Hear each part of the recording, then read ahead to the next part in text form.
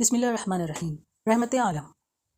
Muhammad sallallahu alaihi wasallam, Mercy for the Universe, by SYED Sulaiman Nadvi, translated by A.Rauf Luther. Chapter 4. Helping the oppressed. Great dissatisfaction prevailed in the country due to the feudal wars. None could live in peace. He felt no security and safety of his own life and the lives of his relatives. Many people died in these wars. There was a good number of orphans in their families, and there was none to look after them. They were tortured and tormented by the stone-hearted beings who, instead of looking after their rights, usurped their property and wealth. The weaker family had no helper. It became the target of the persecutions of the stronger ones. Such awful conditions pricked the heart of Muhammad, peace be upon him, and he was much grieved. He thought of preventing them from such tortures and to attain peace and prosperity for the orphans. Some good people of Arabia had already thought of it earlier that various tribes should come closer and agree to help the destitutes and orphans. The first man to give this idea was Fazl, which means kindness. So the name of the agreement was taken for insertion, and the kind and merciful people had promised to adhere to it.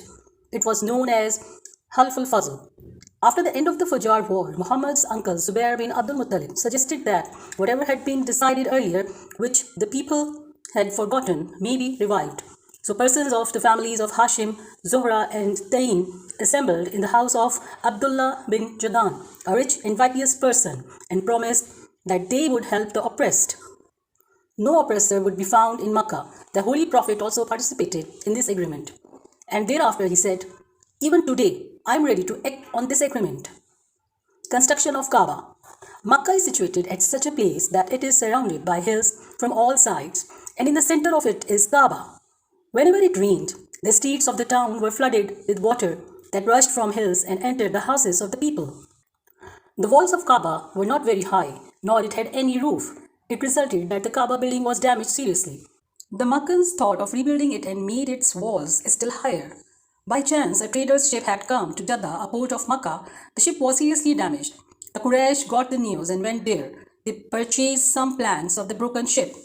The Quraysh began to work for the building of the Kaaba, as it stands today, known by the same name. There was a black stone fixed in the corner of its two walls, known as Hajar Aswad in Arabic. It was considered very sacred by them, and so in Islam. Circumambulation of the Kaaba starts from this place. The Quraysh constructed the wall up to the height at which the black stone had to be studded. Every family of the people wanted to place the stone with his own hand. It created a great dissension among them, so much so that swords came out of their sheaths. They could not reach any compromise. An old Quraysh suggested that who comes first tomorrow morning on this place, he should be approached to give his decision, which would be binding on all the people. They appreciated the idea. What happened that next morning, it was our holy prophet who came to that place. Every Quraysh was delighted to see him coming towards the Kaaba. He was requested to give his decision. He told the people to bring a sheet of cloth.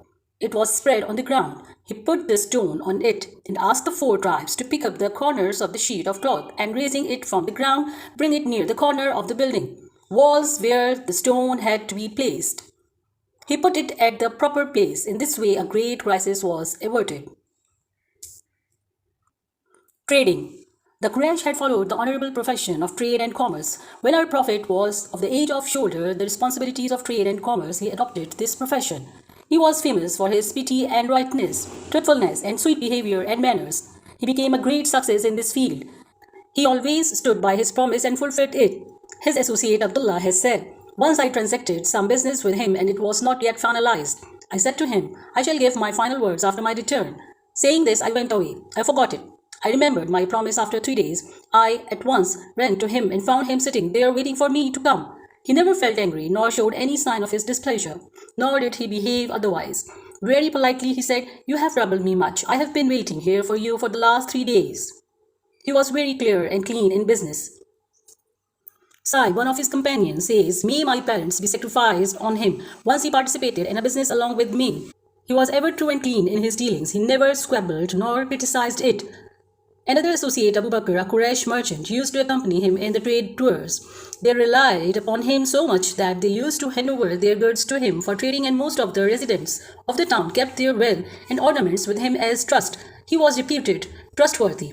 The Quraysh used to sell their goods in Syria and Yemen. The Holy Prophet used to visit these places in the same connection.